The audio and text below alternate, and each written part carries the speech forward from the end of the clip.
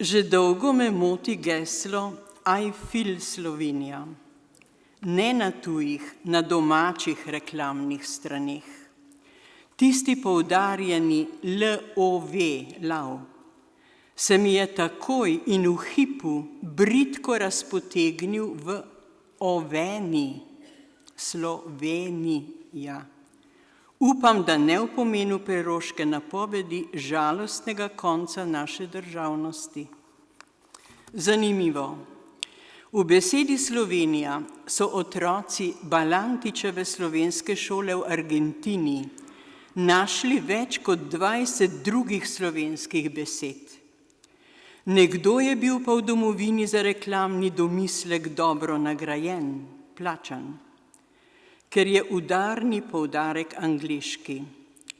In če nam zdaj I feel Slovenija prinaša dobiček, kaj pa bi še radi? To, da naj bo za trgovanske oziroma turistične namene zapisan po svetu v vseh njegovih jezikih, doma pa v domačem. Predvsem najprej v domačem in potem v tujem. Ob čemer me zdaj moti tudi to, da slovenska televizija predvaja slovensko oddajo Slovencem z naslovom Village Folk. Ali je moj materni jezik ogrožen? Kaže, da je. Ali je usodno ogrožen? Upam, da ne. Domači jezik je v nevarnosti, kadar vdre vanj sestav, struktura tujega jezika in kadar se ga ne zavedamo več kot srčike samobitnosti, ko ga z domoljubjem vred zanemarjamo in zamenjamo za napihnjeno svetovljanstvo, pa se nas še na vseh koncih drži blato z domačih gred. Še ena nevarnost ga ogroža, da ga zavojevalec nasilno jemlje. Doslej se je v tej nevarnosti moj materni jezik od Prekmurja do Primorja, od slovenske okrogline do obale in od kozolcev do stelnikov dokazal kot zmagovalec, ker so ga, danes rečemo, govorci in nosilci spoštovali. Znašli smo se v razmerah razvrednotenih vrednot, s tem pa preimenovanih dejstev. Krajo smo poimenovali odtujitev lastnine, laž razumemo kot polresnico in ker se starosti in razpadanja bojimo, raje govorimo o utrujenosti materiala. Če malo parafraziramo Cankarja, češ vsega najlepšega ga je sram, najbolj pa ga je sram ljubezni, to že kar nekaj časa velja za domoljubje. Ljubiti domovino in materni jezik je pa ista ljubezen. V berilu za 1. razred je bila kmalu po vojni natisnjena pesem o lastovki, avtorja več ne poznam, in v njej je bilo rečeno: saj je mati mila tu moj dom zgradila, zemljico slovensko ljubiti učila. Do tedaj, ko sem sama začela poučevati, se je pojmovanje o navezanosti na dom in rod in narod že tako spremenilo, da so nam začeli učenjaki dopovedovati, kako nepomembno, če ne že kar škodljivo, je navezovanje na preživele bivanjske strukture. Približno takrat, to sem slišala na svoje ušesa, je Ivan Potrč dejal svoji soprogi, to je pa Branka Jurca: čuj, Branka, inženir agronomije in kmet klatita isto latovščino. Beno Zupančič je na simpoziju v Portorožu med drugim spomnil, da ne zadošča več stolu reči stol, ampak je to zdaj problem stola. Takrat je tam kaj pametnega povedal novinar Mitja Gorjup, a je kmalu zatem umrl. Ne vemo zakaj. Polagoma, po kapljicah, potem pa v curkih in v nalivu in po nenehnih šolskih reformah. Smo, kjer smo. Posledice nedomoljubja in neskrbi za jezik, neljubezni zanj, so ob še drugih družbenih korakih uporabnike jezika, to smo pa vsi, povzročile pri mnogih govorcih in piscih neobčutljivost za jezikovno rabo, za pravilnost in ustreznost sporazumevanja.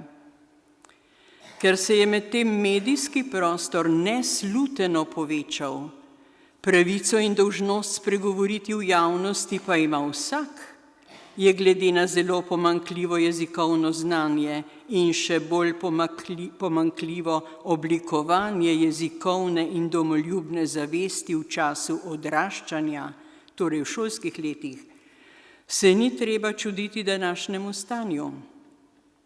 Ne smemo prezreti, da so se medtem uveljavile nove, zelo uspešne metode poučevanja tujih jezikov, materinščina pa še ves čas caplja daleč za njimi.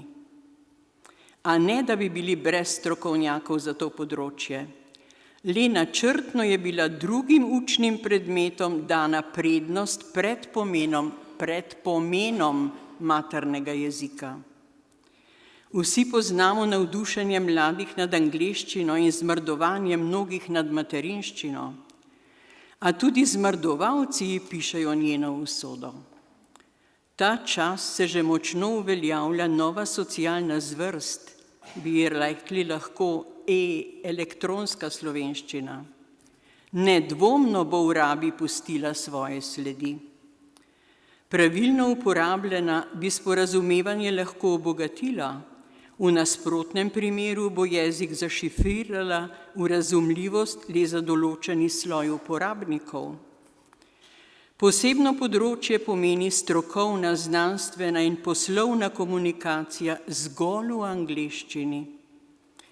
A je ne moremo pripisati kakemu drugemu pojavu kot zgolj nespoštovanju materinščine.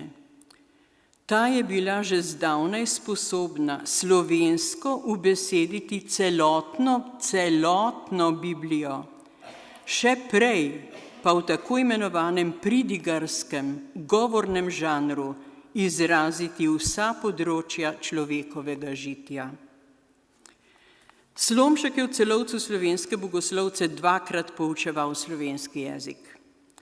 Kako visoko ga je cenil, nam je znano. Kaj je naredil zanj tudi? Z njegovim imenom vred je bilo v polpreteklosti prečrtanega še marsikaj. Vse do pesmi Slovenec sem, tako je mati djala, ki jo je slovenski oktet lahko prepeval le v zamejstvu. Da bi bila v naših učnih načrtih in programih kdaj prepovedani domoljubnost in zavzetost za materinščino, tega ne moremo reči. Načrtno negovani, spodbujani pa tudi nista bili in to je to. Koliko se kristjani zavedamo pomena materinščine? Približno toliko, kot na splošno vsi drugi. Premalo. Komaj, da so duhovniki še izvzeti, če pa so menda v času študija spodbujani, naj strokovne članke za domačo bogoslovno revijo pišejo v angleščini. Vsi postajamo tudi polpismeni, saj se je nemogoče zapomniti vseh nadrobljenih pravopisnih pravil, kakega sistematičnega poznavanja le-teh pa učenci in dijaki niso deležni. Mnogim se zdi knjižni oziroma zborni jezik nepotreben. Večina govorcev klati eno in isto latovščino, če povzamemo Potrčevo ugotovitev. Pomensko izpraznjeno žlobodro, brez vonja in okusa. Zadošča nekaj ključnih besed za premetavanje vsebine skupa na kup. Porazgubili so se sočni frazemi ali pa na primer zrno od pleve predelamo v zrno in plevel. Saj nimamo več pravega pojma o pojmih. Gre za temeljno izgubo, za odnos do tradicije in vrednot, iz katerih klijeta domoljubje in materni jezik. biti ponosen na dom in besedo domačo. Jok in stok ne koristi nič, če ne izzove obrata v nov smer oziroma v nazajsko smer k viru. Vsaj slišati je že resne klice po zasuku k stari veri in stari meri na vseh področjih osebnega, zasebnega in javnega delovanja. Izhodišče zanje je dosledna poštenost na vseh ravneh, od diplomacije, politike, ekonomije, znanosti, umetnosti do uravnavanja vsakdanjih zadev.